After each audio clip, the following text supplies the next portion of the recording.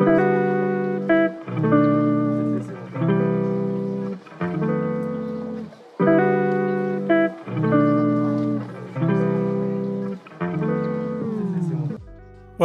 to the Floyd Memorial Library podcast, where we sit down with the people who give shape, texture, and voice to life on the North Fork of Long Island. Some are rooted here by generations, others arrived by chance or choice, but all carry with them a piece of the story. We talk about what's changing, what's worth holding on to, and the currents of history, both quiet and loud, that run through this place. I'm your host, Christopher Bianchi, and for episode 226, we sit down with Bob McInnis, who many of you know as the North Fork's go-to marketing mind behind some of our most recognizable local businesses and organizations. Bob is the founder of McInnis Digital, where his team helps clients grow through smart websites, search and AI optimization, social media, email marketing, automation, and both print and digital advertising along with photography and drone services. We talk about his work with businesses and organizations like the Southold Fish Market, Suffolk Security, Jernick Moving Storage, Fork Sanitation, Shelter Island Chamber of Commerce, and the Mattituck Park District, the Greenport Miniature Railroad, and many others. Bob reflects on what makes local organizations endure, what it takes to stay strong as the North Fork continues to grow and change. Bob and his wife became year-round Greenport residents in the mid-1990s, initially using it as a home base between international travel as speakers and consultants on local business growth. Over time, Bob made the decision to stay put, focus his expertise locally, raise his 3 children through the Greenport public school system. We also look back at Bob's early years, from growing up outside Boston to attending Dartmouth College, where he led the Dartmouth Entrepreneurs group and helped found the National Association of the Collegiate Entrepreneurs. Today, he's a frequent guest lecturer at Hofstra Zarb School of Business and a longtime board member of the North Fork Chamber of Commerce, deeply invested in the future of this community. So I hope you enjoy episode 226 with Bob McInnis. This episode was recorded June 10th, 2025. Thank you so much for coming on the Floyd Memorial Library podcast today. It's really great to have you on today. Hey, Christopher. Thank you for having me. I'm flattered that you actually want to hear what I have to say. Oh, definitely. So, thank you. Absolutely. And just in the beginning, could you give us just a little background about yourself, where you were born and raised? I was born in Winchester, Massachusetts, which is a nice town. It's right next to Lexington and Concord. I have a sister and 2 brothers. One's a surgeon, just retired actually, and another sister who's a nurse up there at Mass General. And I have a younger brother who has been in digital advertising for a long time. So I'm kind of the black sheep of the family down here in Greenport. Is that this suburbs of Boston as well, kind of? Yeah, it's only like 20 minutes outside of Boston. It's close. It's almost like, it's not, well, maybe now it's like Garden City almost, where you kind of come out of the city and suddenly you're in this beautiful town. Mm-hmm. So we never appreciated it as that, right? As kids, we're like, we got to get out of this boring town. But now you can't get in there again. It's so expensive. Although, so is the North Fork, right? For that matter. Yes. But yeah, went to public school there and was into photography since like 5th grade. I think there's a picture on my website about me doing in a darkroom back then. And my father thought it was very important for me to play sports, so very, very important. So I played hockey and soccer and lacrosse and sailed and football. I liked sailing. That was good. So, but I love photography. And then I got into Dartmouth and went there, which is about 2 hours north of Boston. Okay. And then just to go back a bit, how far back does your family within the Boston area or even your ancestry within that area? So my father grew up in Southie, South Boston, which is, well, back when I was young, would see on TV, they were trying to integrate the area, and all the Southie people were throwing rocks at the buses as they came in from other schools. It was, but it was a tough town back then. And a generation or two, but before that, they had actually come over from Scotland to live in Antigonish, Nova Scotia, which I guess is where a lot of Scots came over here too. So I'm actually helping someone now who has a power washing and commercial lighting service and does a bunch of other things, who's in Southold, and he's actually from up there. He's actually like a Canadian who moved down here. Yeah, so my ancestors from Scotland. There's actually a McInnis castle on, I forget the name of the island now, but which is no longer owned by the McInnises, because I think every few years somebody comes along and kills everybody in these castles and takes over. So, but for one period of time, there was a castle. So maybe, probably not, but I am not descended from royalty, but I used to tell my kids that when they were little enough to not know any better.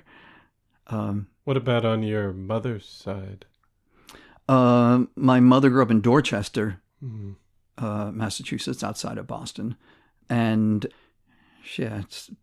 part of her family comes from Wales and Ireland. And her mother died when she was, I think, 2 years old. So she doesn't know a whole lot about it. But so she grew up there. She was an American Airlines stewardess, as they called it, way back then. She's in her 90s now, still alive and kicking, and as a force. And she spent a lot of time flying back and forth to California when she was younger. So, and I mean, we're from Boston, so my mother says that she has a very thick Boston accent. So she said when she would do the flight, and the flight attendants recite the safety procedures, that everybody would just turn around. The entire plane, everybody on the plane would turn around and look at her to try to figure out who this woman was with that thick Boston accent. So, and then my parents met, and they got married, moved to Woburn, which is next to Winchester, then to Winchester.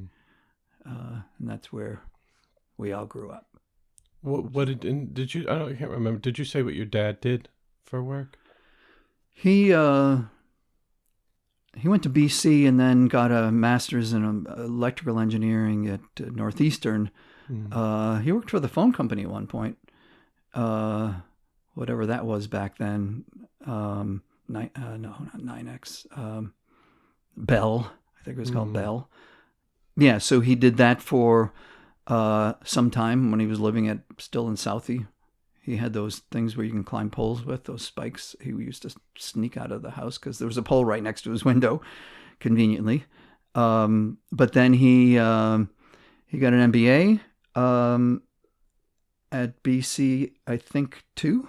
And he worked for a bunch of companies inside Boston in banking, and he actually was kind of the right-hand man of the guy that invented the fax machine. And then he worked for IBM for a long time. He was actually the salesperson of the year for all of the United States for like 3 years in a row. Wow. So, and then they broke up his territory because he sold so much, and so he quit. They gave him 1/3 and he quit, but he's fearless with making calls and, cold calling and all. I had to walk right into places. He walked into a place once.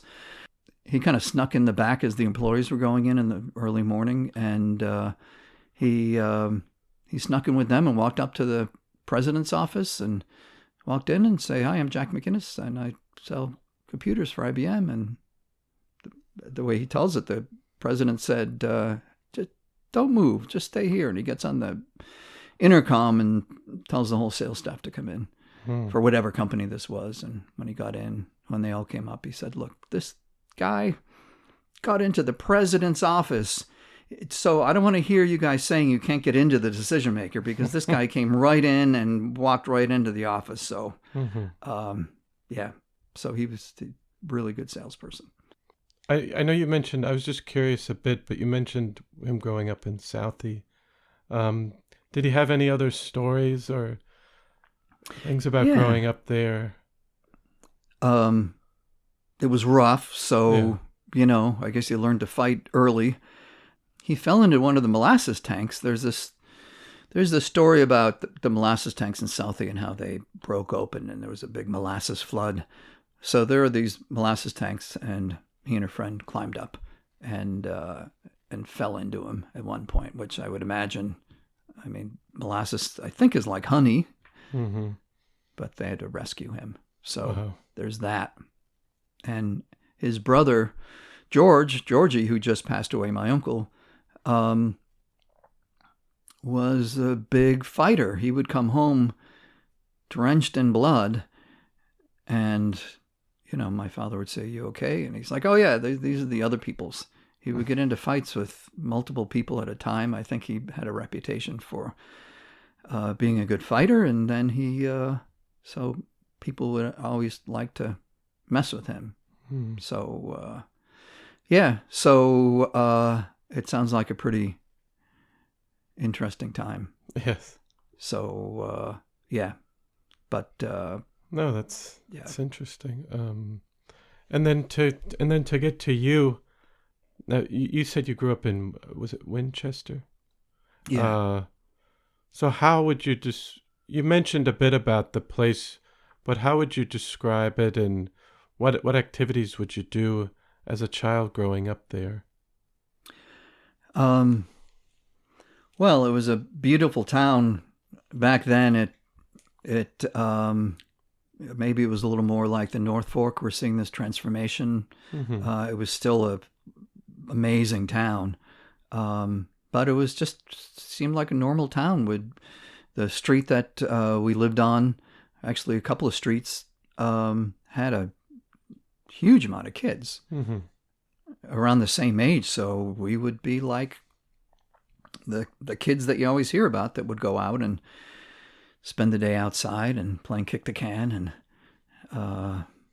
whatever else. I'm 63, so whatever else they played back then, hide and seek. They would hide in everybody's yards.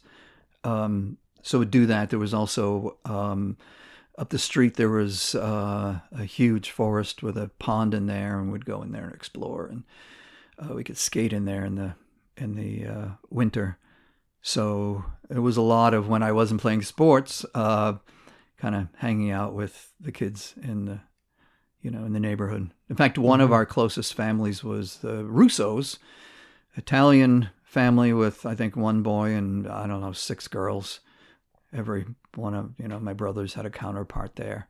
And it was a wonderful family. And I say that's one of the reasons I was probably attracted to my wife's family. It was another very nice, warm Italian family. Whereas the Scots are just, right, they're just a little colder. So, I know that's a generalization, but did a lot of that, and then had a darkroom, so did a lot of photography. Just loved. I think when I was in 5th grade, our family, for Christmas, we all got one camera, and nobody else wanted to figure out how to use it, so I did, and my father was very supportive and helped me build a darkroom, and I was just shooting everywhere. It was like magic back then to be able to take a picture and develop it in the paper, turning into an image and all that. So I just loved it. So that was one of your earlier interests. As a boy. 5th grade. There's a picture on my website of me at the enlarger in the darkroom in my basement, which was really just a workshop full of sawdust, which is not what you're supposed to have when you're printing negatives and paper. But I loved it. Yeah. Mm-hmm. And then going through school and into high school, did you have any favorite classes or subjects that you gravitated towards at that time? No. No. I didn't. I don't know.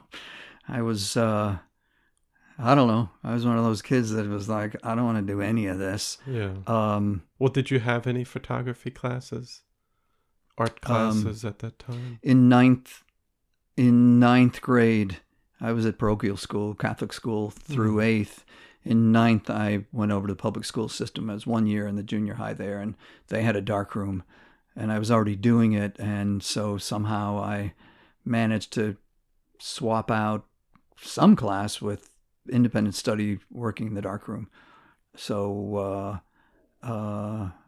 so I did that, failed the class, or got a D or something. My father went crazy because he was watching our transcripts closely because he wanted to help us get into a college that would actually pay our tuition if something happened to him.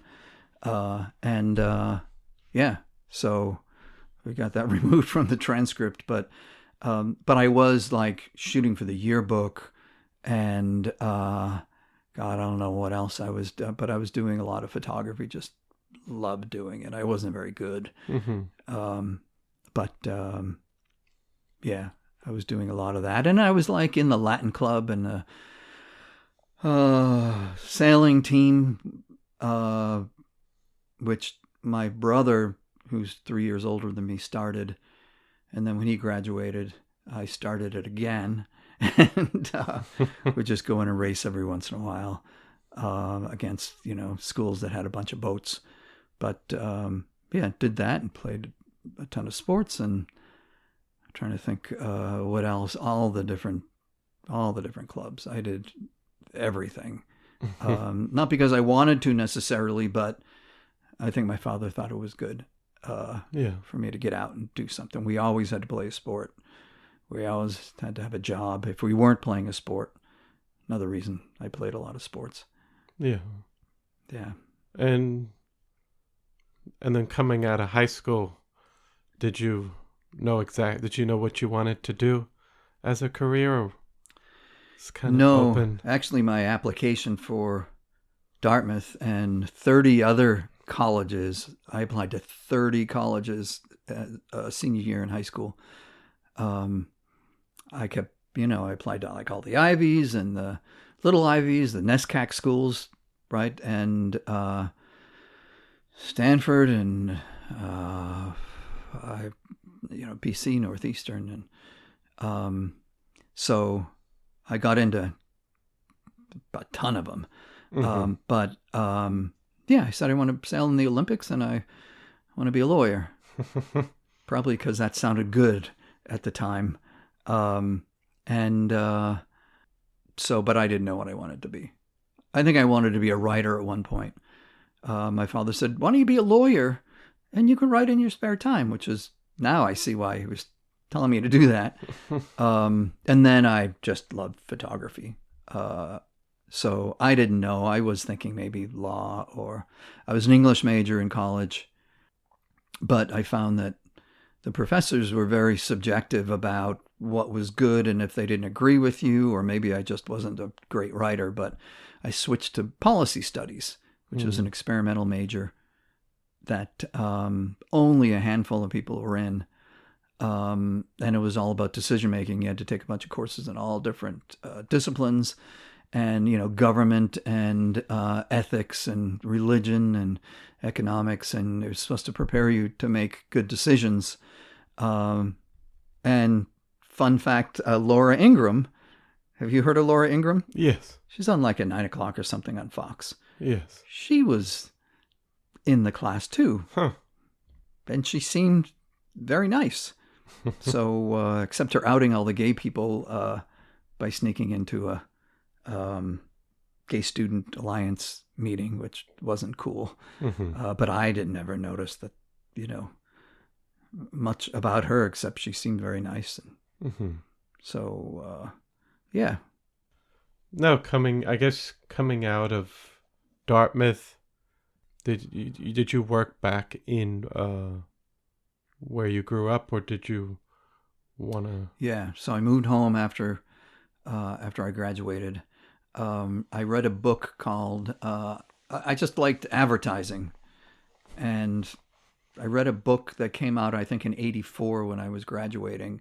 There was actually, he was being interviewed, David Ogilvy and Mather was being interviewed about a new book that he wrote, and it's called Ogilvy on Advertising. It was like a lot of case studies and it was just an amazing book, and I thought, this is what I want to do. So I moved home and started talking to any friends that I knew or family friends that I knew that was in an ad agency. I wanted to be a copywriter. And while I was doing that, they were like, where's your portfolio? And I'm like, what's a portfolio?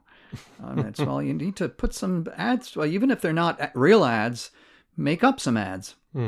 What you would do, like before and after. So I was working on that and living at home, and there was an ad in the local newspaper, very similar to the Suffolk Times, kind of a group, and they wanted an advertising salesperson who could design their own ads. And I'm thinking, a good idea might be to take the job, design the ads like I would design them, and help businesses, and then get the heck out of the newspaper industry. That'll help me get an ad agency job, which is like the worst thing you can do. If the newspaper advertising people are not given a lot of respect for ad design, or newspaper advertising designers aren't by the ad agency, people.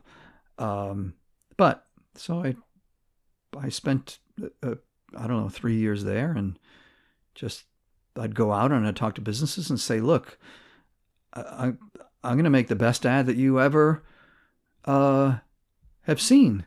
And here's what I've been reading about it, and here's what I'll do, and I'll make it up, and you don't have to buy it, but I'll come back with it, and just give me a little more information, and I'll come back. If you want to buy it, great. If you don't, that's okay too.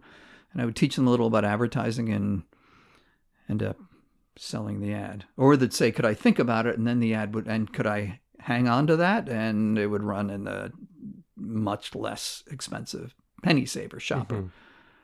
But I was just trying to build a portfolio. That's all I really cared about. So I didn't really care if they sold or not. But on the other hand, I needed to keep my job. So I realized I have to teach them. I have to change the way they think about advertising. And that was the beginning of my advertising consulting career, which spanned maybe 25 years. Wow. That's kind of how it got started. Then. So I was selling so much advertising that the manager said, could you start teaching the other salespeople how to do this? You 20-year-old newbie, could you teach the 40-year-old guys how to sell? Which I was like, yeah, sure. Never really even thought that they would be offended by that.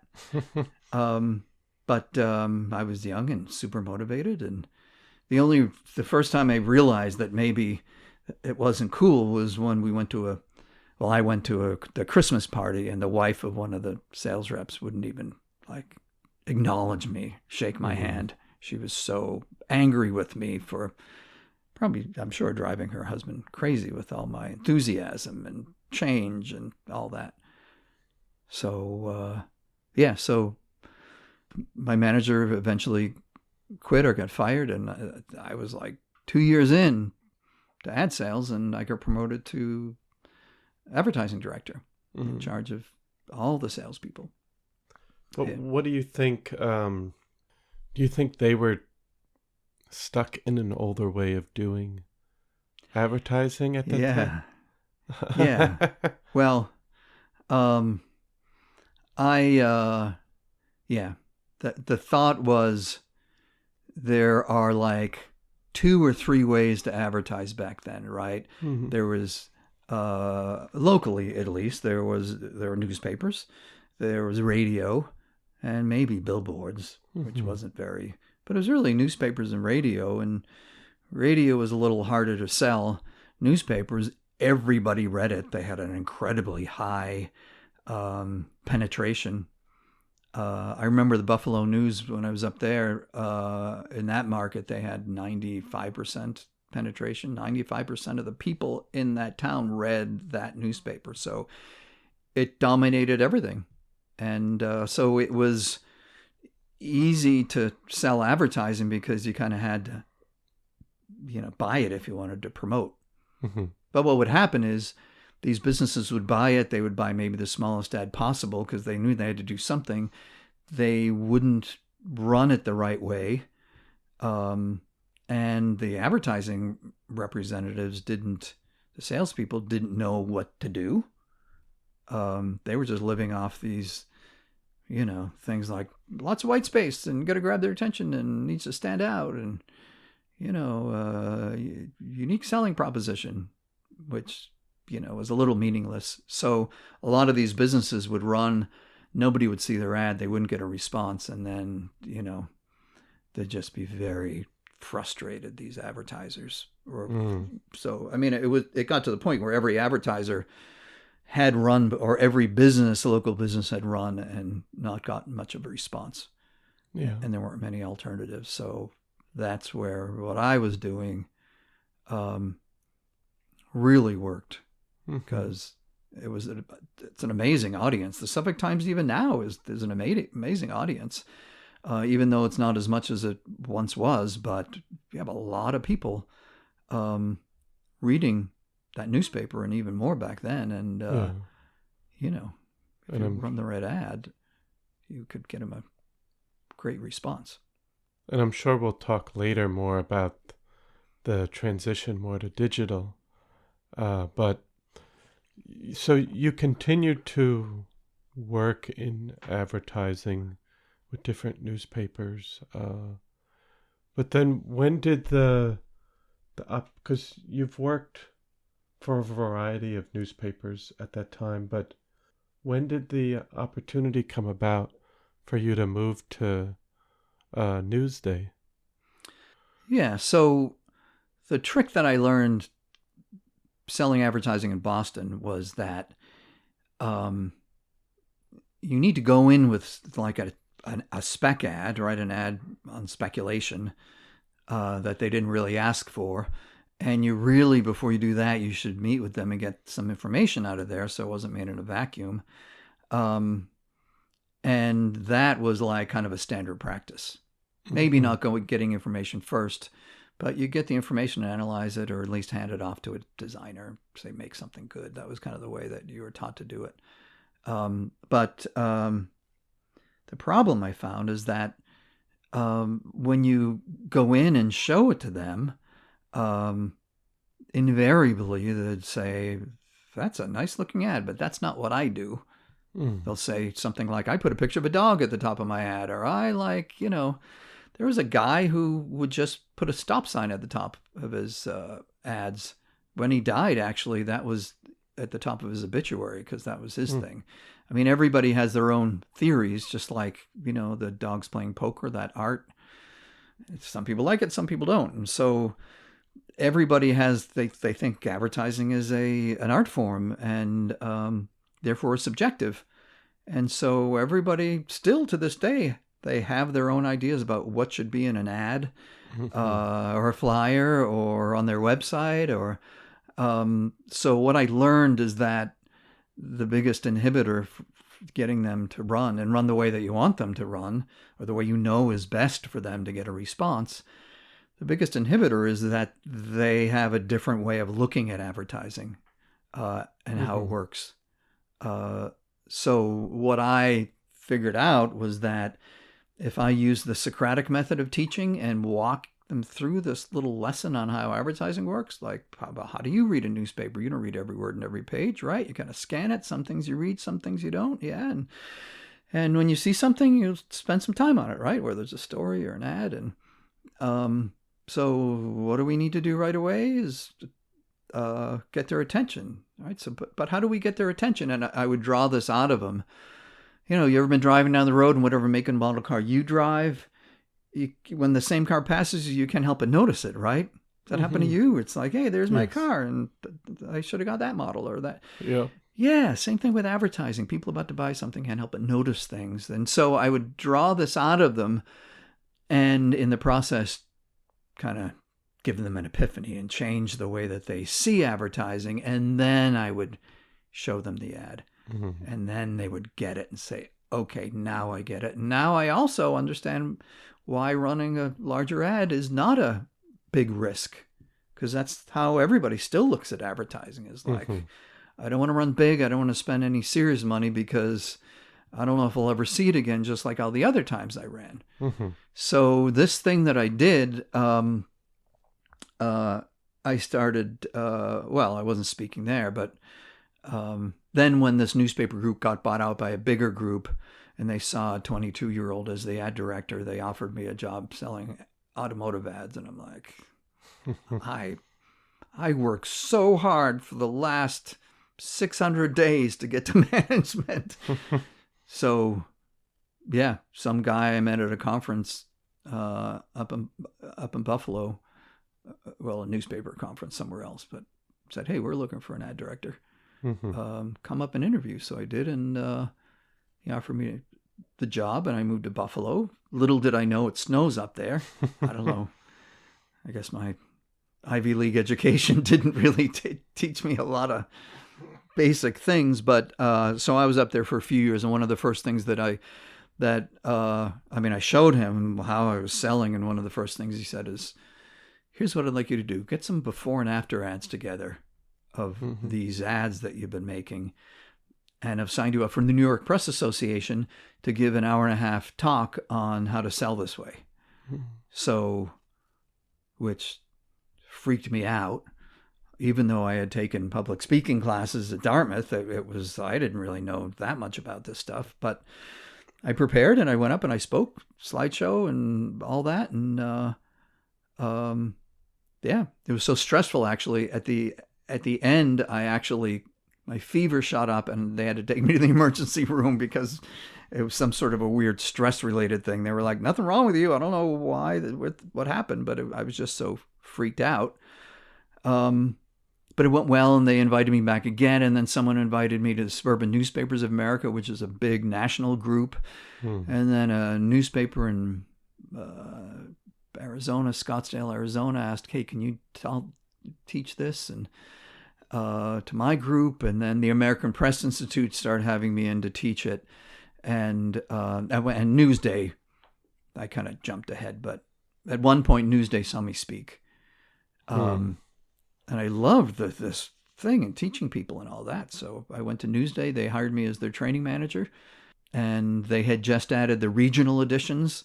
I don't know if you remember that. I don't know how long it lasted, but there were, I think, 13 regional editions on Long Island, where in Newsday you could advertise locally for just, these local sections. They were trying to compete with the weeklies. And that's why they brought me in, partially because I had experience in weekly community newspapers. So, so I went there and I taught my stuff there. I was the training manager. They put me in major accounts before that, and you were selling the banks in Manhattan, which was a whole other, challenge. But then I was the training manager at Newsday. And so suddenly this Bob from Buffalo turns into Bob training the largest staff in the country. Newsday was the biggest newspaper in the country while I was there when I think the Post went on strike.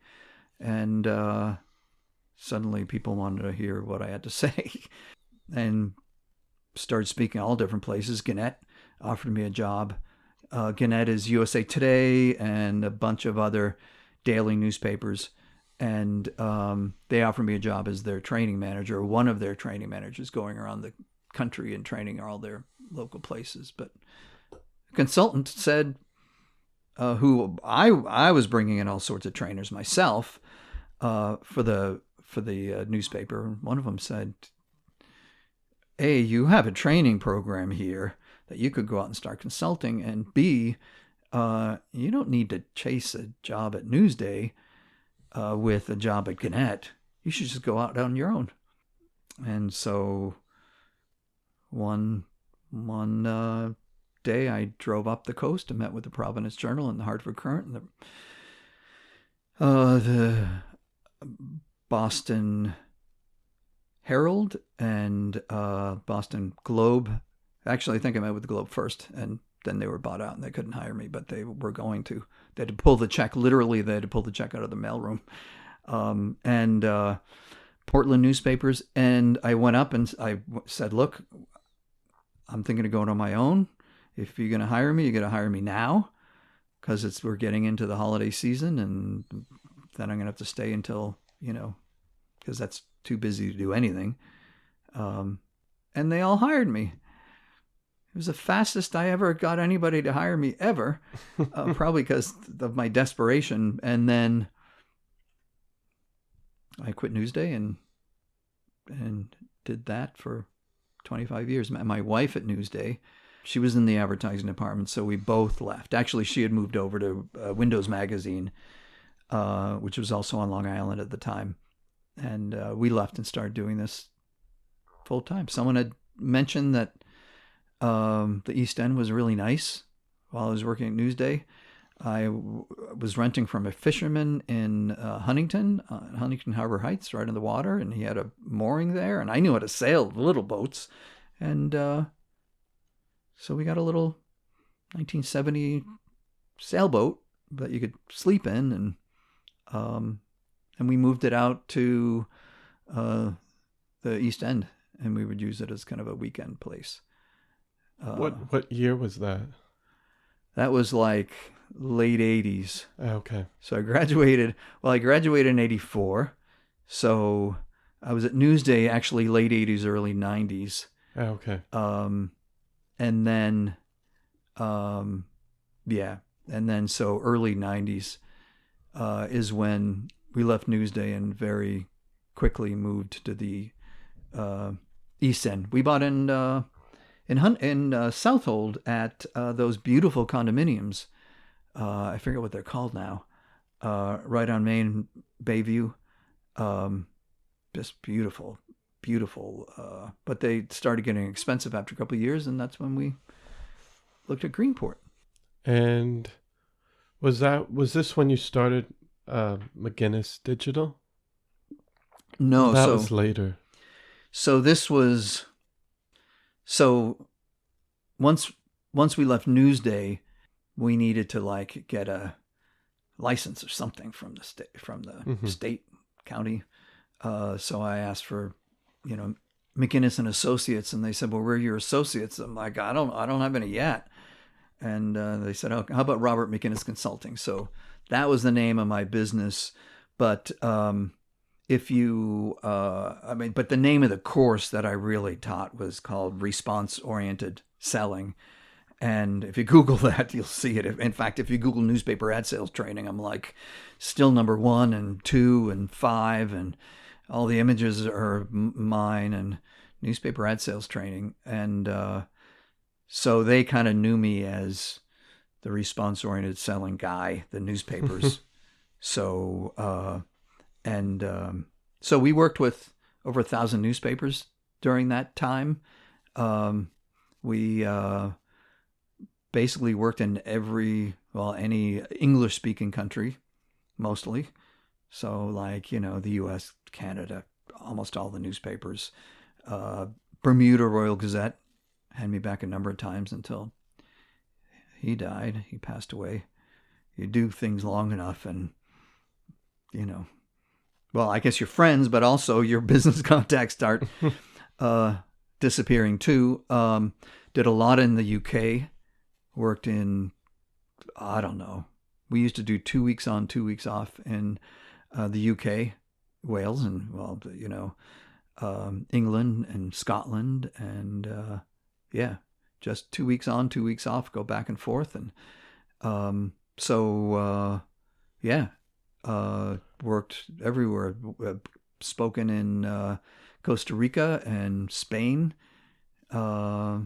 and I don't know, a lot of Canadian associations, but a lot of most of the newspapers in the U.S. and Canada, the big ones, and a lot of the smaller ones, usually just the U.S., the U.K., and Canada.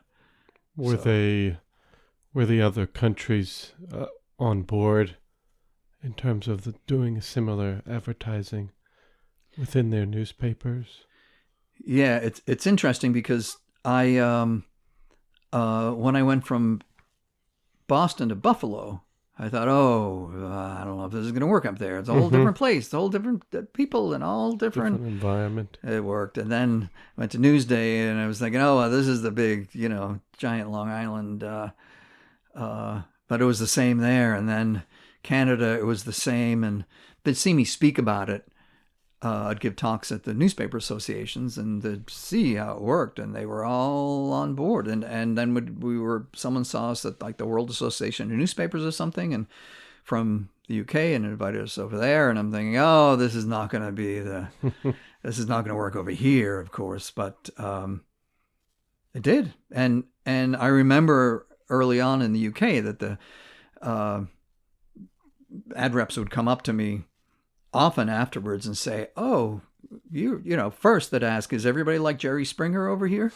Right. And second, they'd say, this is not an obnoxious way to sell, which is surprising, being you're an American. They just would think everything in the U.S. was like obnoxious with advertising. Yeah. And sales, as you can imagine, they would think it's all like, used car, stereotypical used car salesperson. But part of this approach was just, you can see some of my videos on that website. It's adsonline.com with hyphens. It was one of the first websites in 93. And when an actual engineer would have to tell you what domain name you would get at the internet service, not, you couldn't ask for one. At least I didn't know that. So it's ads-on-line.com. And, I forget what you mentioned. No, just the differences, and if those other countries were supportive. They are strangely, eerily similar, because I think people are the same. Mm-hmm. And when you walk in and they say, I don't have any money and advertising doesn't work, and you say, you know what, it doesn't work for everybody. Mm-hmm. Here's somebody here who can get a response to save their lives, and you're right. But actually, once we applied some proven ad techniques, we came up with this ad, and they did great. Maybe I can show you this approach. And it wasn't pushy. And because you were drawing everything out of them by the time you show them the ad, the recommendation, anything they say, you can say, well, the only reason I made it this way is you told me you can't help but notice things, and you already know where you're going to buy things, and all those. So it was a real nice kind of soft sell way of drawing them along. Yeah. But at the World Association newspapers, that in Spain one year, someone did ask the question, so when you leave the office, what do you bring with you? Do you bring like a calculator and a newspaper? And, when you go out for a sales call, they had never actually left the office to make a sales call, which here it's just expected you walk in. Mm-hmm. It's not fun, but they tolerate it. And those are the countries that I didn't speak Spanish, and B, they didn't really leave the office. Mm-hmm. So it's just harder when you're selling over the phone, anything, right? Yes. Now, well, I guess I'll wait on another part with advertising, but I wanted to ask because you mentioned you moved to Southold, but I was curious what you initially thought of the North Fork when you first came out. Well, it was beautiful. The Cove condominiums, I knew it. The Cove condominiums. It's when you're driving down Main Bayview, there's a sharp left-hand turn. It curves, and then a little further down, you see on the right, you see a little condo complex with a pool and tennis courts, and it was so beautiful. And this was the 90s. Probably, yeah. Early 90s. So it was unbelievably nice out here. Not like it is today. No, it's the same out here, really. I mean, I know things have changed, but it still is beautiful. So we moved into this, not long before we married, we were like, well, we're consulting. We can live anywhere. Let's live out there. And that's where we got a place, and big condo and white double, 2-floor vaulted ceilings with lots of white walls. And I thought, you know what I should do? I should take some pictures to put up there. And that's when I kind of went back to photography, since like I was never overly serious. I just loved doing it. And then I just started figuring out how to take a good picture. I took a picture with my 35 millimeter camera. When I blew it up, it was like all grainy and awful, and it wasn't a great camera. And so I figured out that, well, if you get a medium format film camera, right, which are what these are, which produce these negatives that are like, I don't know, like 5 times larger than, I'll show you, 5 times larger than a regular negative, then, it'll blow up better. And so then I started taking pictures. Like, I got a used camera and started taking pictures that way. And that actually wasn't the solution, although my bad pictures blew up great.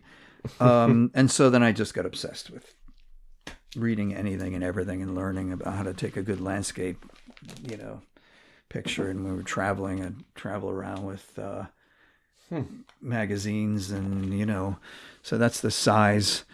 Those Nice. That's like the film. So, but I got like low grain film, and you had to figure everything out in the camera because there wasn't any digital back then. So that is this. This is the Mattituck tree, which actually fell down years ago, which was just beautiful. There were all sorts of, I found out later, all sorts of commercials and things shot there. So anyway, I just got obsessed with photography in my spare time, and just loved it. Really just to put some things up on the walls. Yeah. And then I eventually put some things up on a website. I don't know why. And Century 21, Agawam Albertson called and said, hey, would love to put these up. Would like to buy some. Like, okay. But they're like, this is what they look like. They're all just slides. So they actually paid to get those scanned in. And there's still some at the Century 21 in Southold. Yeah. They're faded. I need to swap them out with something. But that kind of got me going, and that was actually, the scans got me putting up a better website, and I just loved it. I would have loved to have just been a photographer full time, but I couldn't crack the code. Maybe I wasn't good enough, or maybe the market was too small out here. Maybe, I mean, you hear other photographers say, people don't respect color photographers. Like, but that's half the beauty of it, are these amazing colors, and there are some amazing colors out here. Yes. So so I was in some galleries and things. I was in the J.D. Smith gallery, which is not there, and I was selling a lot of big prints, and also Rich. Don't remember. Was it it was a gallery? Yeah, the Fiedler, Rich Fiedler. Oh yes, the Fiedler gallery. He was in a gallery with me up the street in that old Suffolk Times building, which is now a vintage clothing store. Yes. It used to be a gallery. And the guy I was talking to him, he says, I want to come out with a newspaper. I said, I'll help you do that if you show me how to be in a gallery. He said, okay. And Rich Fiedler was in there at the time. Everybody thought it was his gallery, but it wasn't. And then he later opened up his own gallery down the street, which is still there, right? Yes. I think it's like near the North Fork Collective, Art Collective now. Oh, yeah. It might be in that building now. It's next to the Coronet and next to that the board barber shop. Yeah, right next to that. Yeah. Yeah, the sign's still out there. Yeah. He was phenomenal. He's such a great guy and so good. He's just the best artist out here, or was. He passed away a few years ago, as you probably know. So yeah, I sold a lot, not in that gallery because people would go in and see his stuff and wouldn't get past the first floor where all his stuff was. At least that's what I like to tell myself. So, but I had 3 kids, and it was hard for me to say, hey, it's 5 o'clock. I'm going to go wander the beach. I'm just going to look for things to take pictures of. My wife is incredibly supportive, but it just didn't seem right when we had kids. And so I haven't been photographing that much since then. Plus all my expensive film equipment, you couldn't get film for a long time, right? So I finally just recently, within the last year, traded in all my, it was Pentax medium format equipment for a nice Nikon digital mirrorless camera. It's great. Because I guess there are people who really want to come back to film. Yes. And I'm it's like, kind of, yeah, I've seen people come back to it because we've gotten so much with the digital point and shoot photography now that I think people want something more. Well, with these images, you have to, I mean, film and digital, you don't have a ton of latitude, right? So, you know, when you take a picture of someone at the beach and the sky is all solid white and the person comes out good, or the other way around where the person is in shadow, right? That film latitude thing, it's difficult to get a nice sky and a nice foreground because film can't really see both of those at once. It's too wide too wide a range between light and dark. So that's why you go out at right before sunset, because the difference between the bright sky and the shadows are much closer. So, but even then you have to I had a light meter, and I would measure the light of the sky and the clouds and the land, and you can do all this math to figure out if it's going to come out, if you're going to be able to see everything. Yeah. Now you can just take a picture and look at it in the back of the camera, because you don't see until a week or two later with film. So it's so much easier in that respect. But composition and all that is still, still always the same challenge. Yeah. And now with digital, you can take a picture where the sky is too bright and just go into Photoshop and change it, right? Yeah. Darken it, or go into Photoshop and say, replace the sky with another one. And so it's gotten kind of, even when I was shooting, digital was coming out, and it was always, the kind of the rule was you shouldn't be digitally manipulating your landscape photographs, but so I wasn't, except for the carousel picture in Mitchell Park. That's a composite, because you can't take a picture of the carousel during daytime because it's like a mirror, right? Yes. When you look at it, it's just reflecting all the light off the buildings around it. So for that one, I had to take, you can see this at northforkphoto.com, but I took the picture of the sky at the carousel in the middle of the night. I bribed the operator to leave the lights on all night.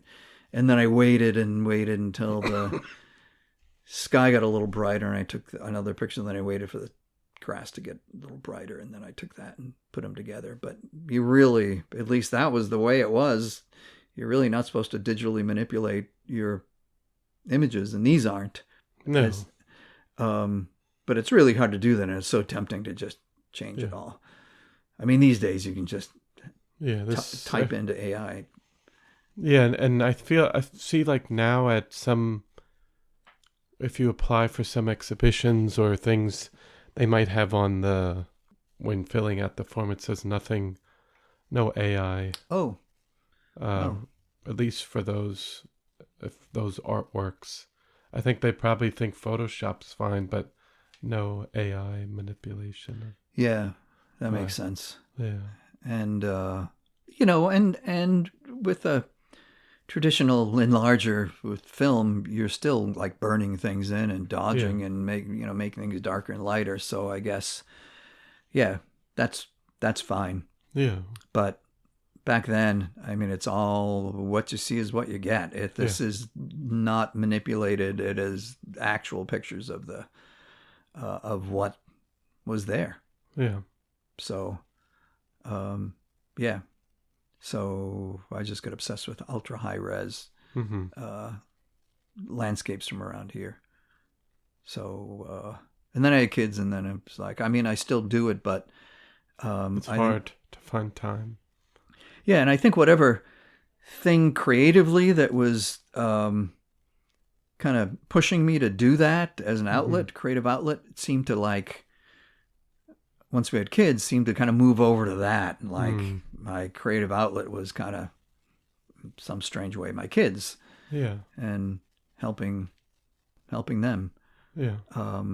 But as my kids grew up, we would go out and shoot. Yeah. Do things like that too. So, and I do a lot of commercial photography work for this agency that I have. Yes.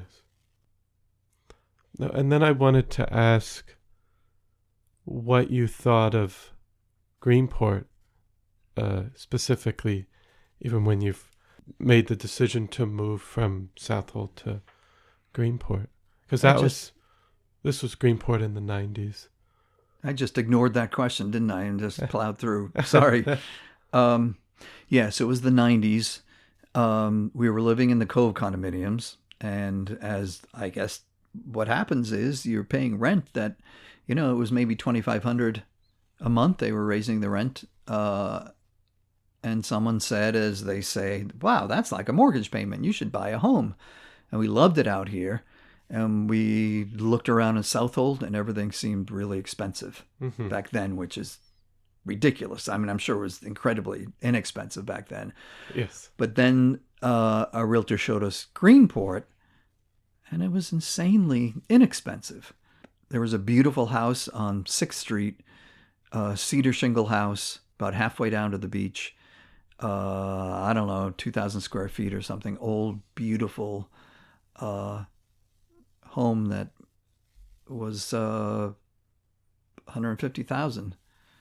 We were like, right, $150,000. And there was another house overlooking Bug Light right on the beach that was maybe $155,000.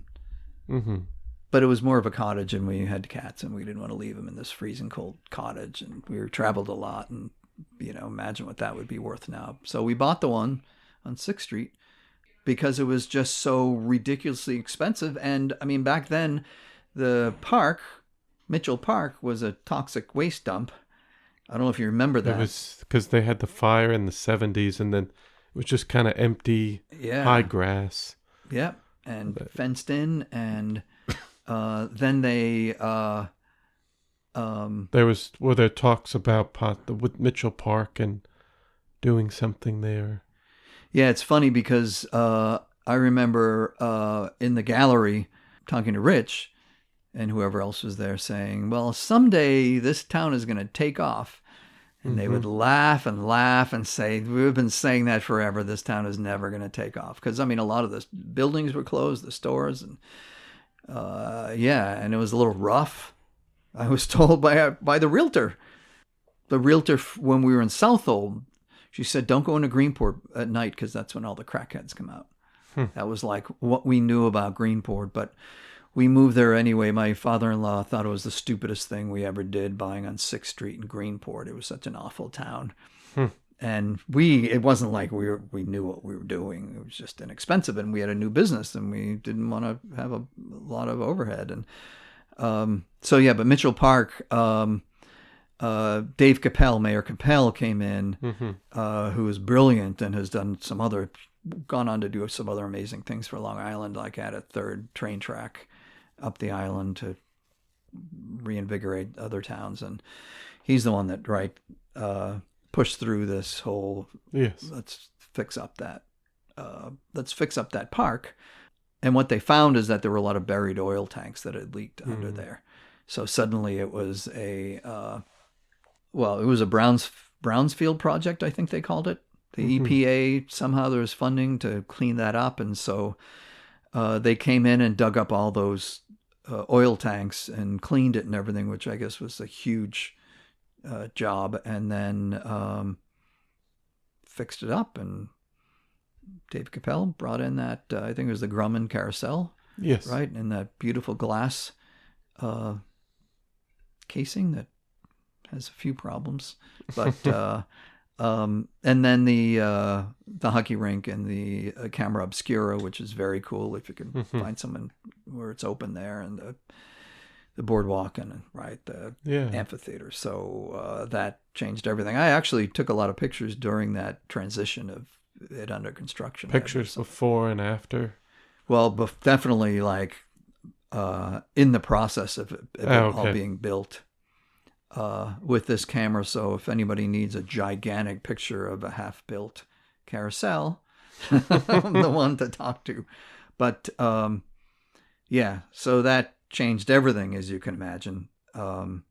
So in fact, they used the picture of the carousel on the architects of that park use it on a lot of their materials, and actually, the park uses it as well on their brochure. At least they were last time I checked, and they traded like 100 carousel tickets to use that. And also, the EPA uses it for for some of their publications and things. So that we just thought, you know what, let's move to Greenport, and when the town turns around, we'll get back out of here and go back to Southold, where the schools are great. And, but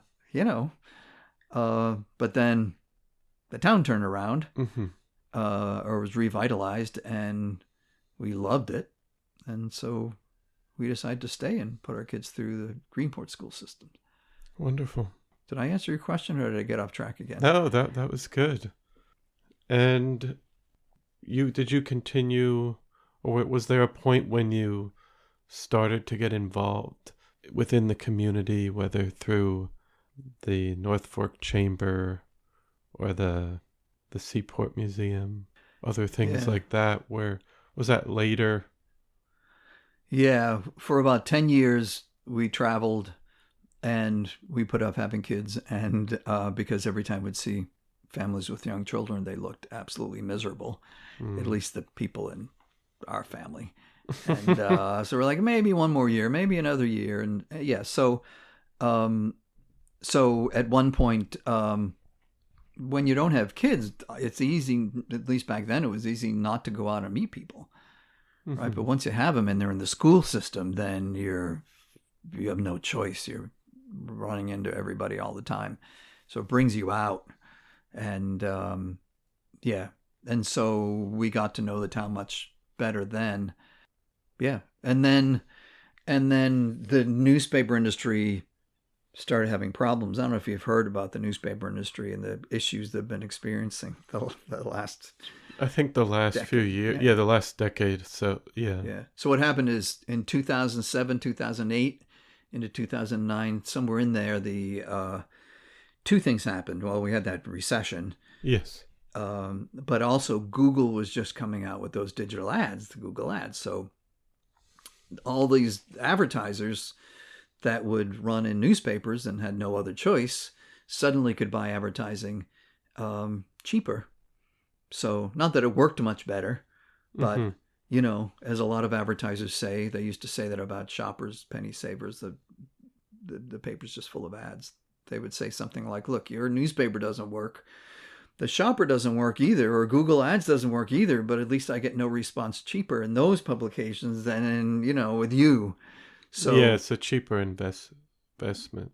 Because a lot of advertisers are like, I don't think it's doing anything for me, but I have to do something. Yeah. So they're running ads and not getting much of a response, and they just tolerate it. So, so around then, all the advertisers, just not all of them, but most of them stopped advertising. I mean, there was a recession, and there was a cheaper way to run with digital advertising. And even social media. And social media.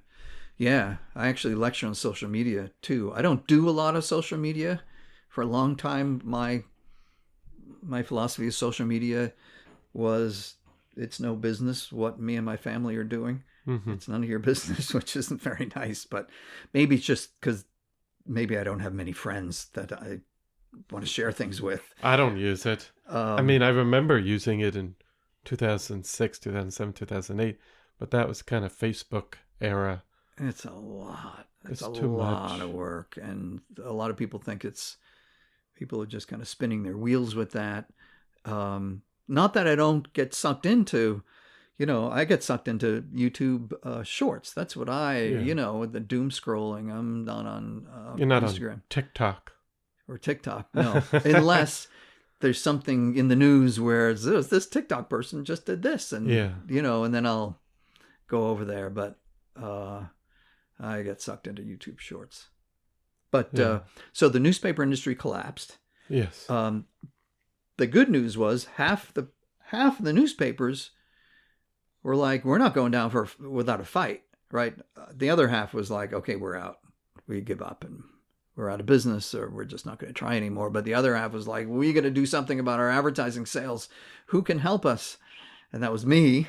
So we got super busy for a few years after that. But eventually the budgets just dried up. Mm. The Tulsa News called, I remember one time, and said, we have $20,000 we need to spend on training before the end of the year. Could you help us with that? We're like, that's the way it was at one point, is that there was just a ton of money out there. So, but it wasn't at that point. It started drying up. So what did you end up, what were your suggestions at that time for these newspapers that were struggling?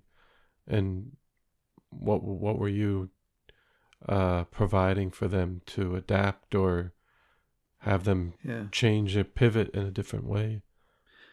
So, because because the advertising that they were selling and running for their businesses were not exactly optimized, right? They weren't exactly firing on all cylinders. They were putting their logo at the top and pictures of dogs and all these crazy things that they just thought that's the way to do it, I guess. You do whatever you want. It's not my responsibility as an ad rep to tell you what to do. And it's still the same way these days.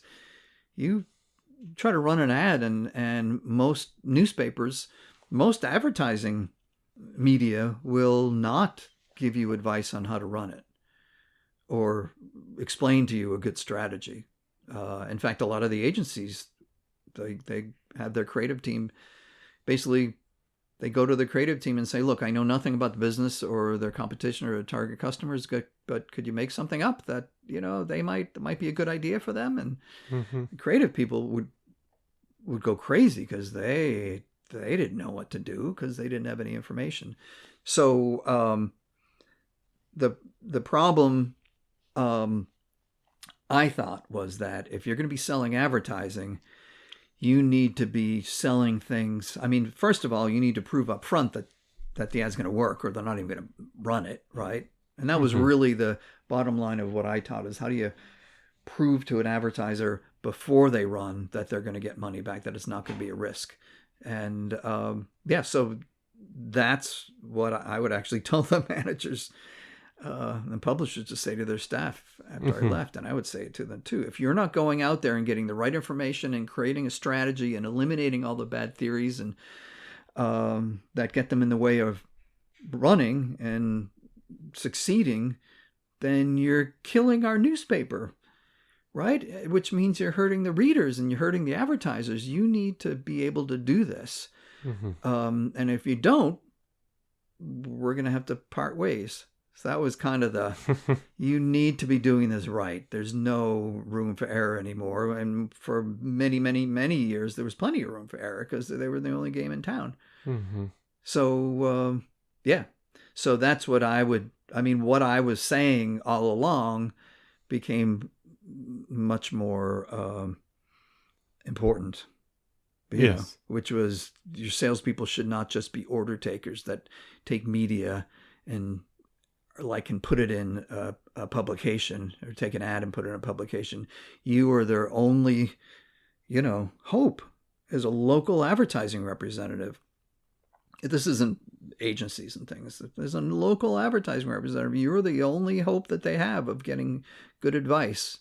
And you're going to be doing them a disservice if you just kind of take what they give you, and you have to fix whatever things misconceptions they have, and Yeah. and help them get a response, because if they don't get a response, you're going to lose them.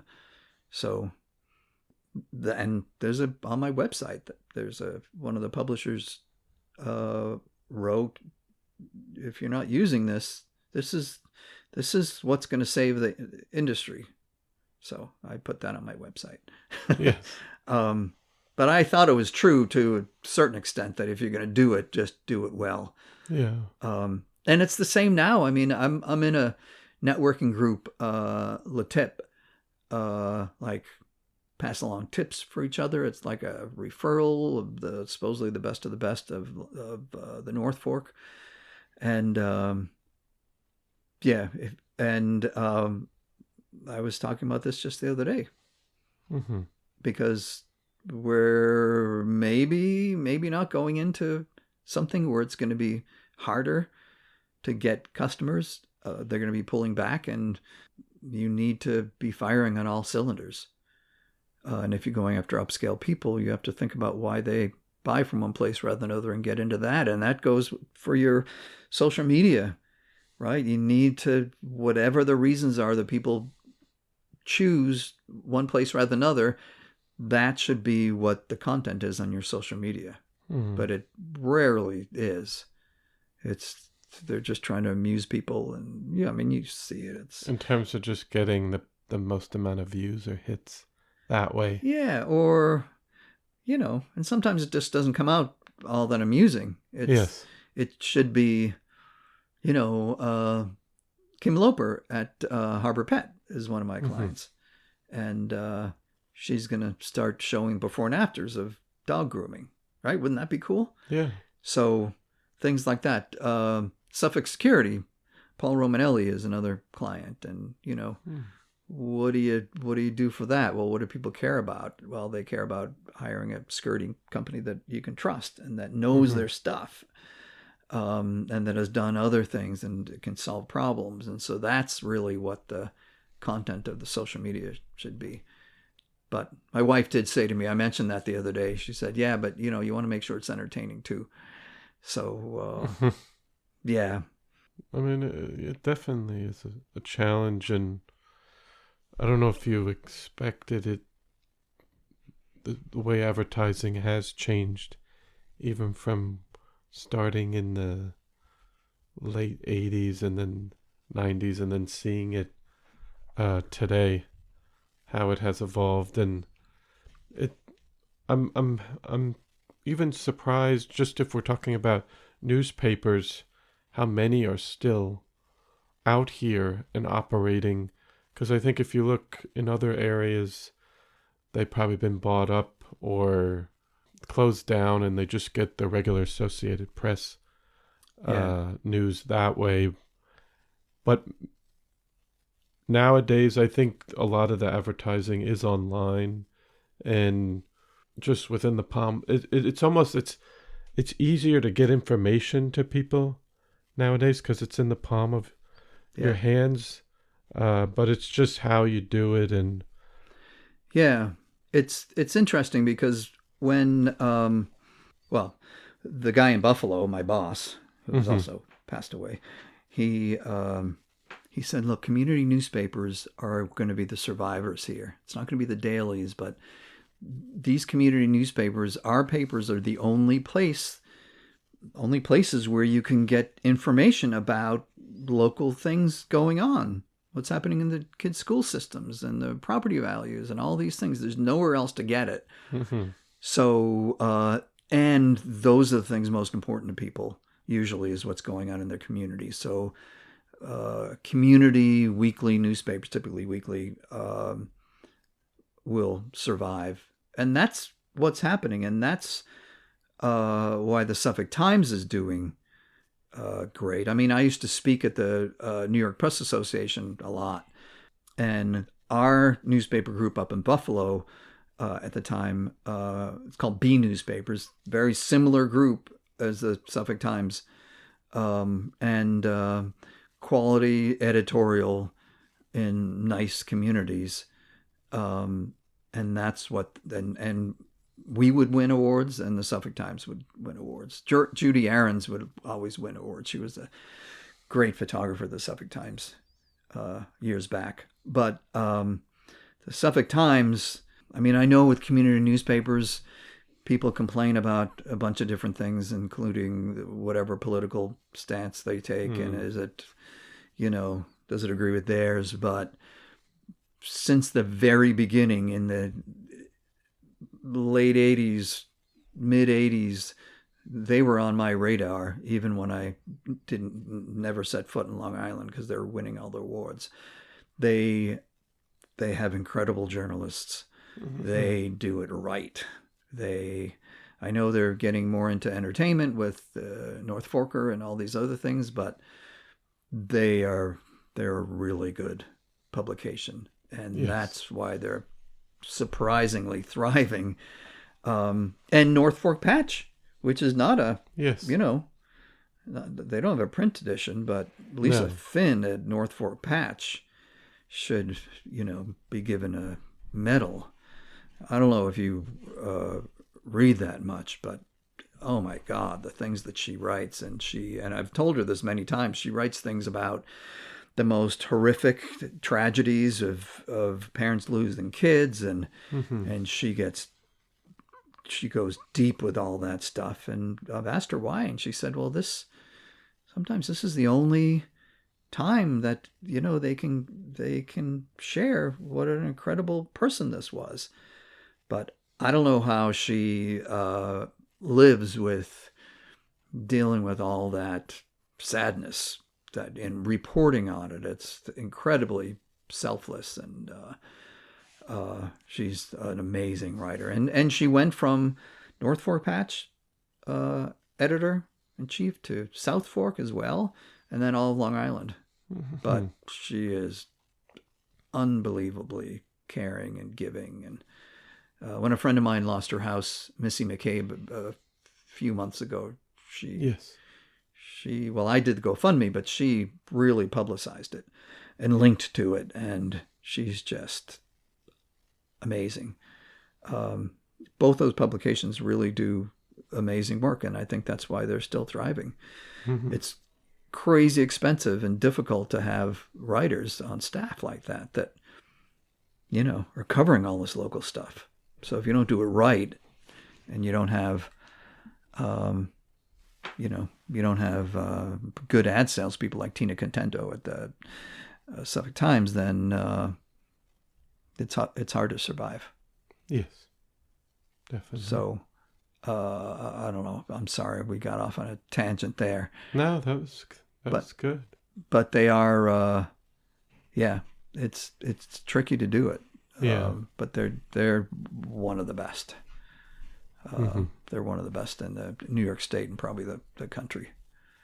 So, but you've said you've helped a lot of local businesses too, you mentioned Harbor Pets, but is that through your brand of McInnis Digital that you help with these small businesses and their brand? Yeah. So, when the newspaper industry started going under, I was thinking, I actually called a family friend who I didn't really know all that well. He gave me some guidance early on when I graduated about agencies. Really good guy. And I called him again. My mother said, oh, you should call Sean. He has a big ad agency in Sweden and Boston, and you should call him. Because I was like, I'm like a dinosaur. I feel like a dinosaur now. I'm all about newspapers. And I called him, and he asked me what I did. And I told him about response, improving response and all that. He said, you know what? Nobody does that. The agencies are programmed to not talk about response. Mm-hmm. That's why they're always talking about branding and image and all that, not, hey, you do something and it actually brings customers. And in fact, Mad Men, the agency guy who was on the set every episode while they were shooting to guide them, after Mad Men went off the air, he wrote a book, and in it he said, we have a whole generation of people who know how to post and tweet and all that stuff, but they don't know how to get someone to do something. They don't know how to convince them to do something. So they know the mechanics of it. I'm sure there are many, I hate to say young people because that makes me feel really old, but I'm sure there are many people who are amazing. But just in general, what I learned at that agency. So he said, look, I would love it if you came to work for us. Mm-hmm. So they were all based in Sweden, Malmo, Sweden, which is beautiful. They did have a presence in Boston, and I would travel a lot. They hired me originally to be the guy that kind of brings in more business in the U.S., but I learned so much there, including something called marketing automation that I was using, that I learned because there were just so many things that they were doing that is just unbelievable. It never makes its way down here, that I started speaking on that. Mm-hmm.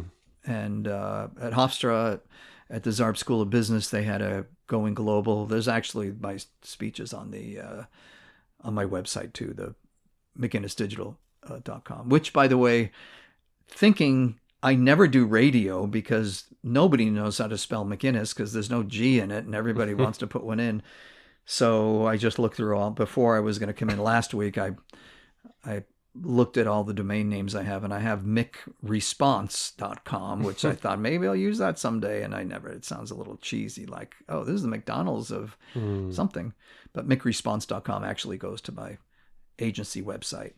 But I worked with this agency for a long time and they started farming me out to the clients to help them get more people identifying themselves and generating leads, and then start speaking on it.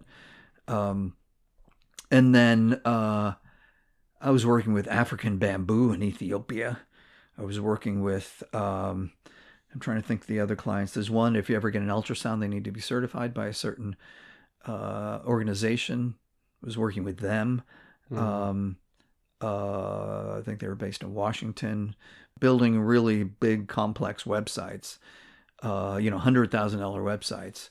And what I learned is that you can't just come up with something, as Sean Duffy would say. You can't, if you just are building something, you might be wanting to build a school, but you may end up building something else. I forget what he would say, but you got to really ask questions and plan out a strategy, and don't assume, especially with an international ad agency, which this was. International meaning if you want to go across multiple borders, you need a special kind of agency that will study the cultures of each, country.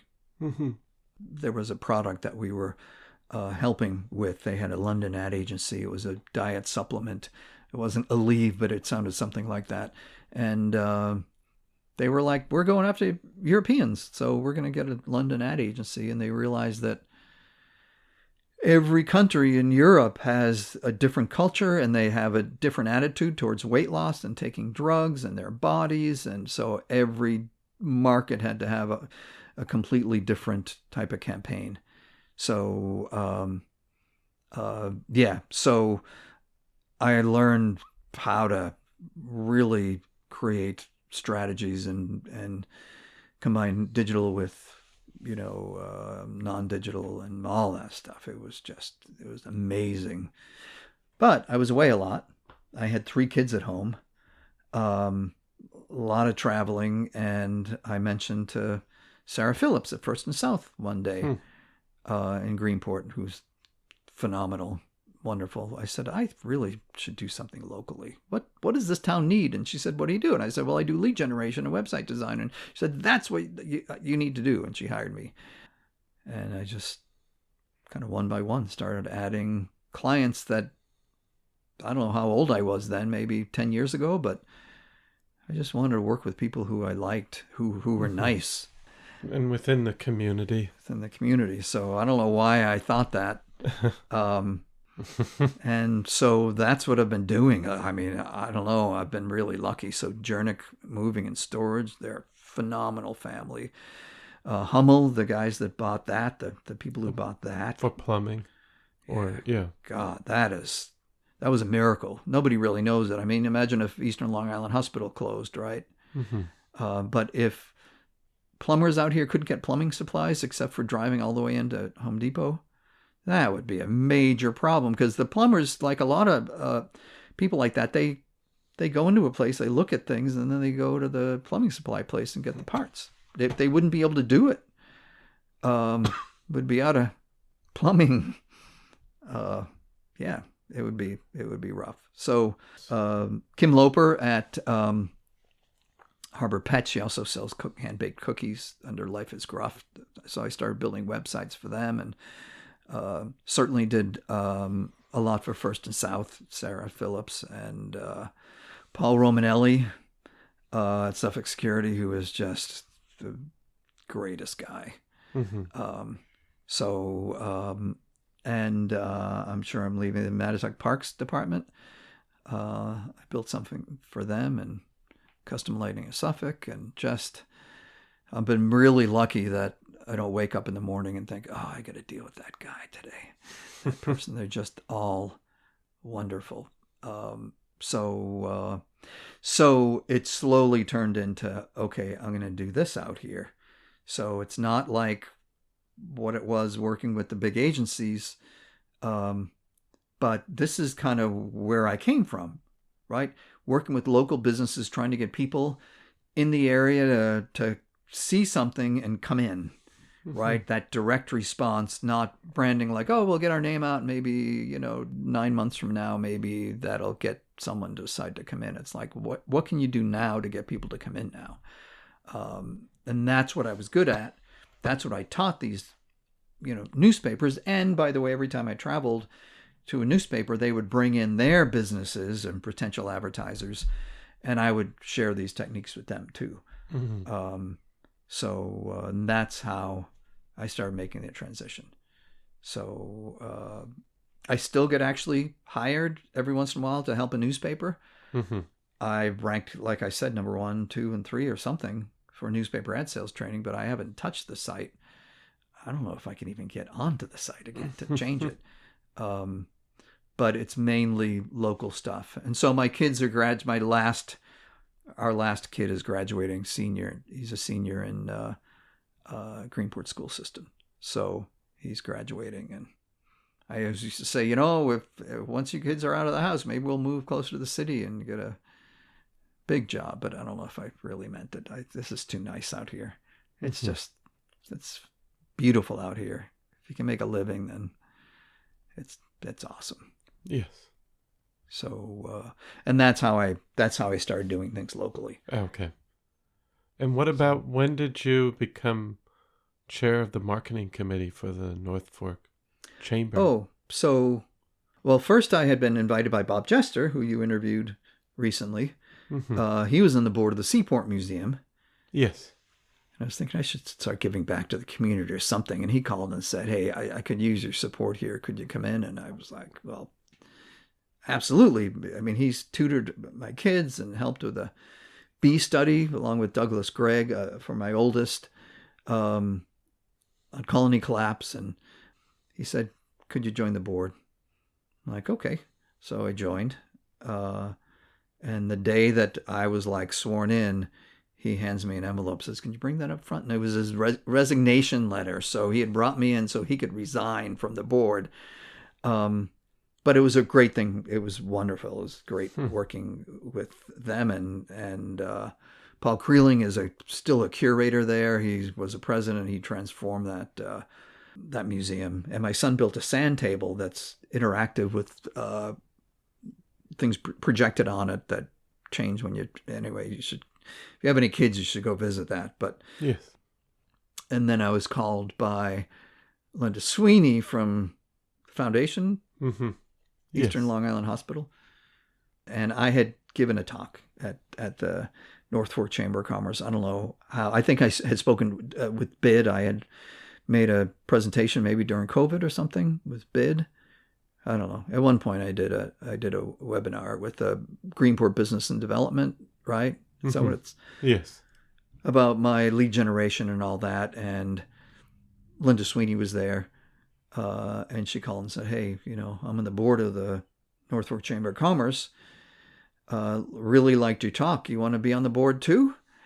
So I wasn't even a member, but I said, okay. sometimes what they're really asking is, that newsletter we put out every month? We hate doing that. And could you come on the board and do that?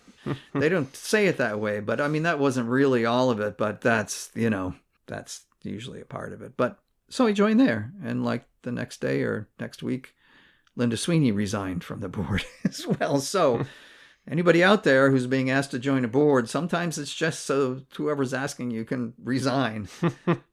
But that's how I got involved with the board. And I don't know, it's been maybe 5 years or something. Okay. And it is such a wonderful board and really good people. Yes. I'm curious, even just your thoughts on the community. More so, I guess, if you wanted to look more into the business and advertising too. The area has changed quite a bit, but we've still kept the character and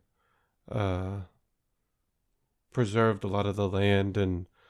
But I was curious, even just in Greenport, I know it can be a struggle with it being more of a, if we wanted to say it's more of a tourist destination now, and trying to keep some of the businesses open year round, but then some are only open in the summer. And we still do have, I think, it wasn't like it was back in the 80s and 90s, but some storefronts that are still empty here and there. But what do you think going forward, just businesses in Greenport, making sure they still thrive out here, obviously, within, I guess we could say it's a changing economy? And yeah, it's rough.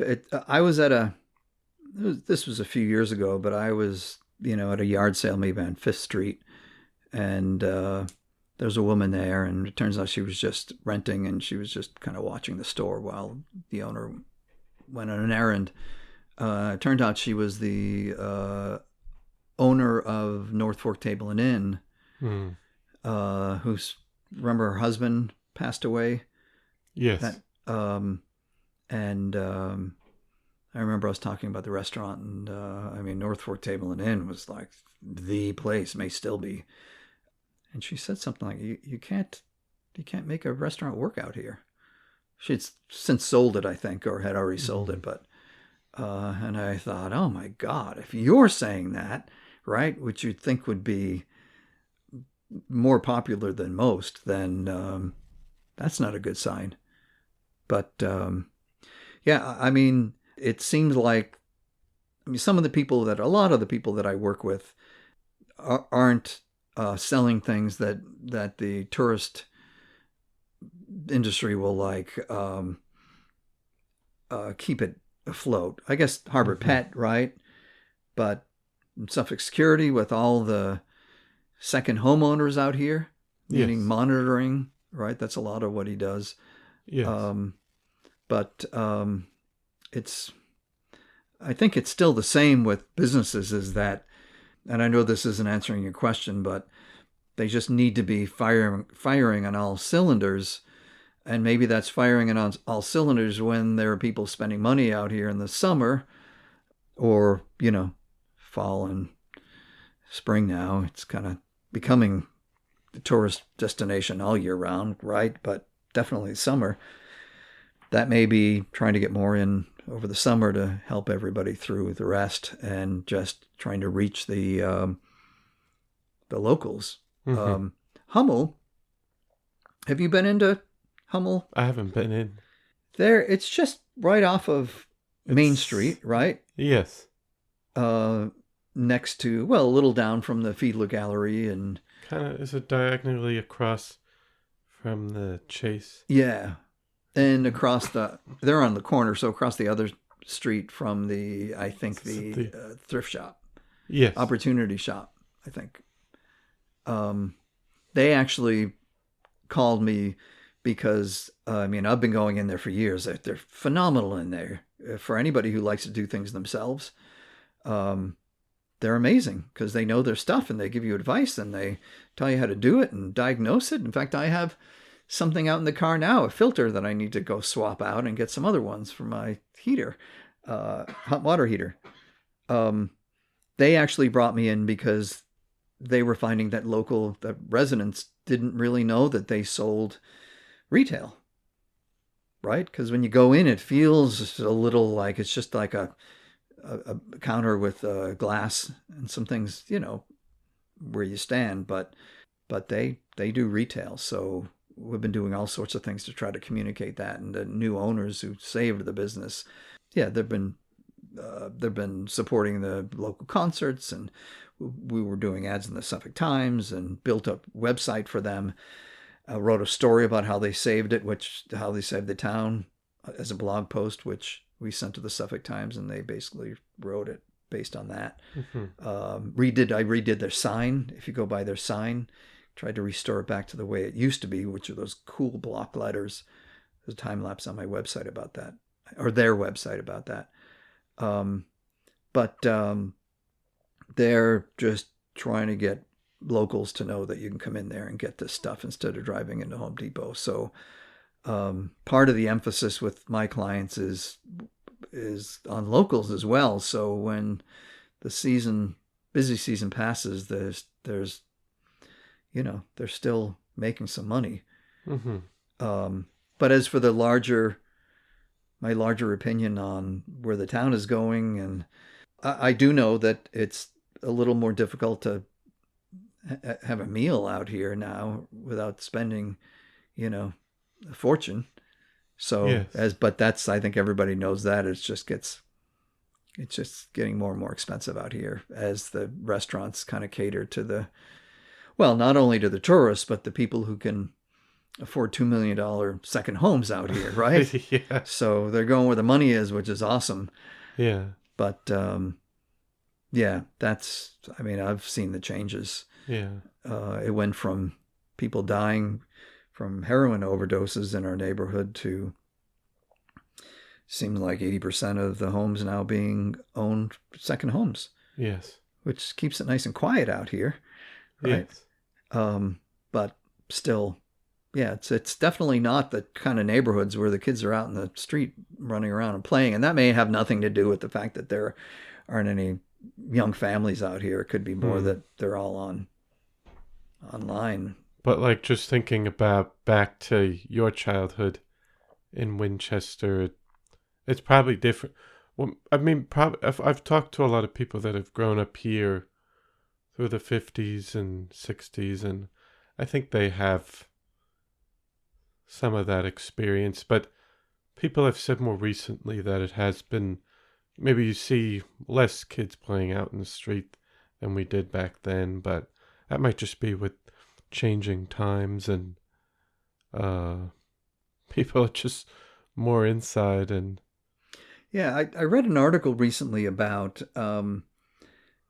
this kind of initiative or trend where parents of younger children are trying to restore that by taking away their phone and setting up things outside for them to do, and just trying to get them to not disappear for a few hours or for the day, but just take away that option that is so tempting to just sit there and scroll through your phone when the kids probably know they'd rather be outside, but it's just so hard to break away from. Yes. And my kids spend a lot of time playing video games with other friends right in the neighborhood or, across town, because they thought that was fun. Mm-hmm. So, but I think it's interesting that there is a movement for parents to take that phone away. Yeah. Because, I'm sure most of the reason that we would go out and play is that there was nothing to do. There were like 3 channels on TV, and, yes, there was just nothing to do inside except read a book. Mm-hmm. So it was an easier choice back then. Yes. And I think I had like 2 other questions. Just looking forward, do you have any other projects you're working on or hope to continue to do more photography and other things that you might take up in the future? Yeah, I honestly am working a lot I'm having a little trouble scaling, so it's kind of a limited amount of things that I can do without being able to hand it off to other people and find good people. So I'm working a lot. So photography is just kind of a guilty pleasure that I feel like I can't really do, which is crazy because I know people who have hobbies or just working on other projects like that they really love, makes them more productive when they go back to like a work thing. Mm-hmm. So I need to be doing more of it. My wife says I should just read more books, more than the none that I read now. I mean, I read a lot, but a lot of it is either tech related or news. My wife is the librarian. I mean, she's an English major at Stony Brook, and all she does is read. Mm-hmm. She goes through like a book a day. She just loves it, which makes her a really good fit for the elementary library. Mm-hmm. But I'm not as much of a reader in terms of for entertainment. But you mentioned YouTube Shorts. Yeah, that's. I mean, I'm on YouTube all the time too. So, but I'm usually not doing the YouTube Shorts. I'm usually going through the longer videos and seeing what interests me. Even I feel like I push back a little bit against all the shorts just because I don't want to lose my attention span. But I know that YouTube and other places, they're kind of all competing, even Facebook, and for the shorts under 60 minutes for people to just scroll for. But I have trouble getting past the shorts, which seem to come up. And every time I swipe up to the next one, it's even better than the one before. They have really figured me out. But I mean, the algorithm they have on me is really building, quality upscale websites, which is kind of seems like what most people need out here, right? They're going after high-end customers, high-income customers out here. So it's a lot on that, and exercise advice that I'm gonna take one of these days, but I have it all in a playlist, and money and success and personal development. So it is a lot and so that all works into my feed, and then whatever project, whatever's going on around the house. Yes. It's so awesome to look at. I'm having trouble with my hot water heater now. The red light keeps coming on, and there's just so many great channels that will kind of tell you how to do it. Yes, definitely. Until you give up and say, I really need to pay someone to do this. But yeah, but basically, you probably could type somewhere, whether on YouTube or somewhere, and say, how do I fix this? And then you could try. Right. For a lot of things even, but what I did last night, for example, so I met with Paul Romanelli at Suffolk Security this morning, and but last night I was looking at different things, and I eventually got on ChatGPT. There are builders out here, and architects and designers out here who, they build homes and they close up all the walls, and then they call the security company because everything's wireless these days, and what they don't understand is that the signal's going back and forth of wireless, but you don't want to have a smoke detector on a battery that you got to change all the time. You're supposed to run low voltage wiring throughout the house before you close up the walls. So we just built a web page for that, and we're sending an email out to the different that category. And but I was training an AI. I ended up training an AI to kind of write a bunch of emails based on, and with ChatGPT, you got to like really train it. In fact, you got to tell it to think about whatever it is that you want to ask it first, and then give it an assignment. Like, make a list of the things that are on this webpage in the guide that I made that we could break up into emails, for example, right? But the first thing you got to do is ask it, can you read these things and think about what ones might look right? Or can you, can you list the top this, and then you have it write it. So I was doing that on my phone instead of sleeping. But it's phenomenal if you stay on it and give it the right information and train it, so you're not just having it pull information off the web, because Google will just see that and say, I've seen this before somewhere else. This is not new. Yes. So I'm trying to do that a little more. But yeah, social media sucks me in. And just looking to the future of advertising, do you worry about AI in the future, or in terms of who's going to be in control of it, and do we need people in the future to even help with advertising? Yeah, I think it's a tough. I think one of the top people at ChatGPT, one of them said, it was like an Ad Age article. One of them said that within, I don't know how many years, that 99% of marketing jobs are going to be gone. And marketing jobs in general are, I think the life of a chief marketing officer, the duration, the average is like 2 years, and then they're fired and they bring someone else in. Mm-hmm. But that AI will take over all that, buying ads, designing ads. But what they said in this article was that what you got to focus on is the really high-end strategies and things, and use AI as like tools to make them. Like, I'm building a website now for a super high-end kitchen remodeling place, and I don't have to go out and take pictures before I show them the website anymore. I just tell ChatGPT to make this, in fact, I just built a brochure for Fork Sanitation, who's another client they are awesome. Mm-hmm. They are unbelievably good. Such a nice family, and they look out for you, and they look out for your house, and if you forget to put the trash out, they go in and get it. Especially the holidays, they still work. They pay them extra work holidays. So if it's like a long weekend, they still are out picking up trash on Monday. Mm-hmm. Yeah, I just did a whole brochure with, all the different categories of things, the dumpsters and waste stations and trash pickup and smiling guy in front of the truck, and ChatGPT made it all.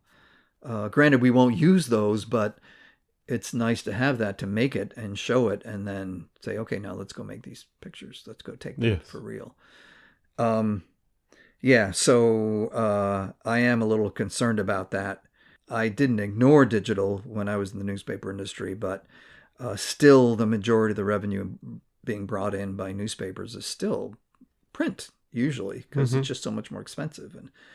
And so I am a little concerned about, am I going to miss the, this boom with ChatGPT? So I'm really staying on top of it.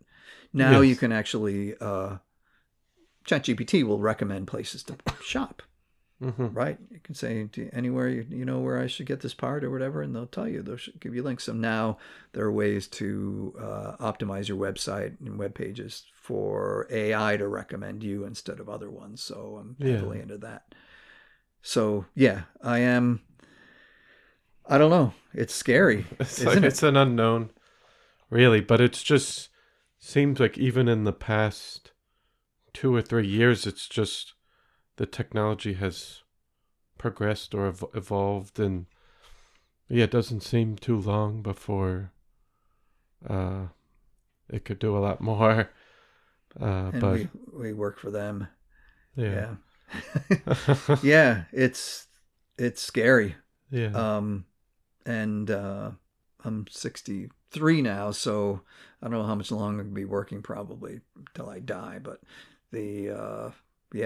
it's, you wonder how much AI is going to replace, how much work it's going to replace, and maybe it's going to be the plumbers and the electricians and those people who are going to be kind of not the last one standing, but like close to things that you can't really automate as much.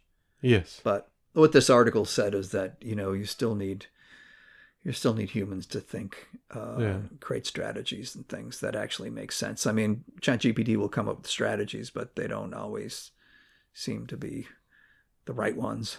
Yes. Even though they sound right.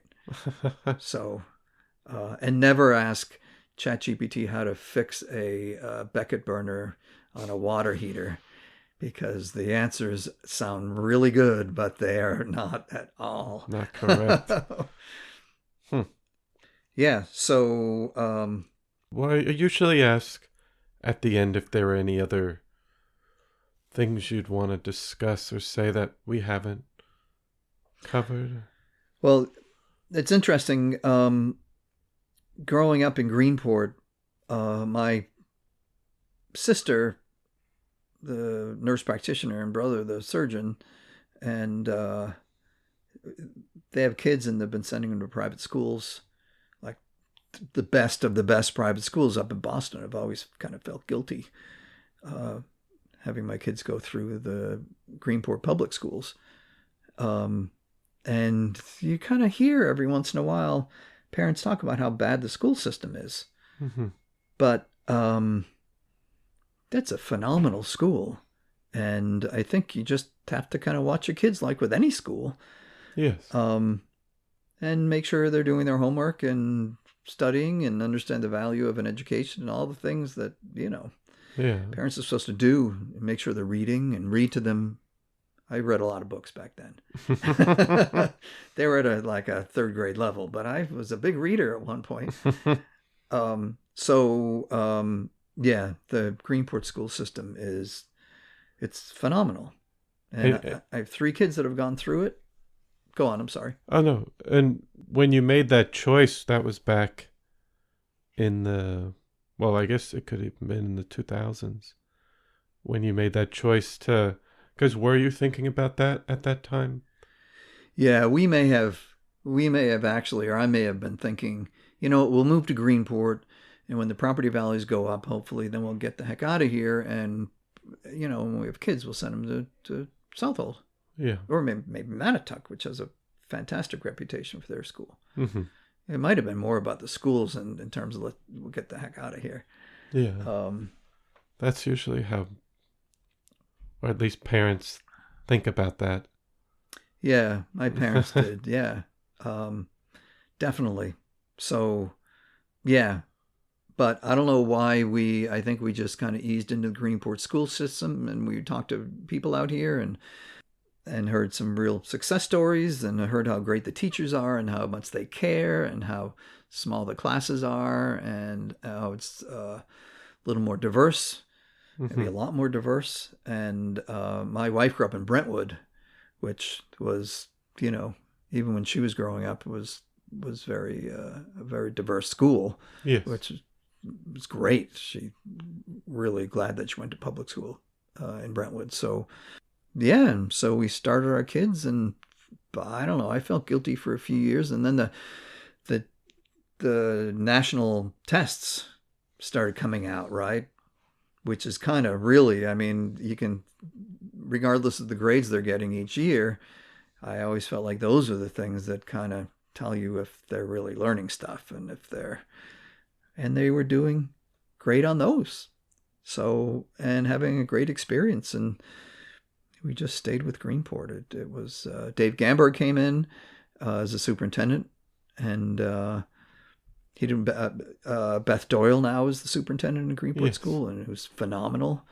So, yeah, and Gamberg actually, Mr. Gamberg, helped push a huge grant through to, tax thing to upgrade the schools. So we're real lucky. So our kids have scored super high, and another, I mean, the valedictorian this year is going to Johns Hopkins, wow. Which is, not unusual. I mean, there was in the outside of the guidance office, there were pennants of all the different schools that universities the kids had gone to, and it was impressive. So my son is going to Wesleyan next year, and yeah, there's another one going to Providence, and I'm trying to think of some of the others, but I think because classes are small and the teachers really know the kids, that it's a phenomenal school system. And so, and my other two went to Dartmouth, or graduated from Dartmouth this weekend. So, not to brag, but I mean, the only reason I bring that up is because you can get a really good education from Greenport. No, I think it's important to hear, because I think we don't see that with some of our residents that might be like, well, we'll have a place out here, but we'll have our kids go to a private school instead.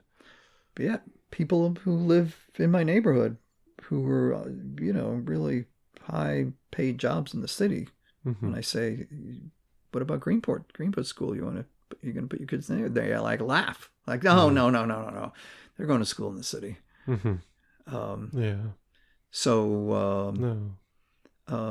And there probably are differences. I was explaining to my son today, they have a summer pre-Wesleyan, the summer before Wesleyan, before you go, they have they recommend you take a class there remotely.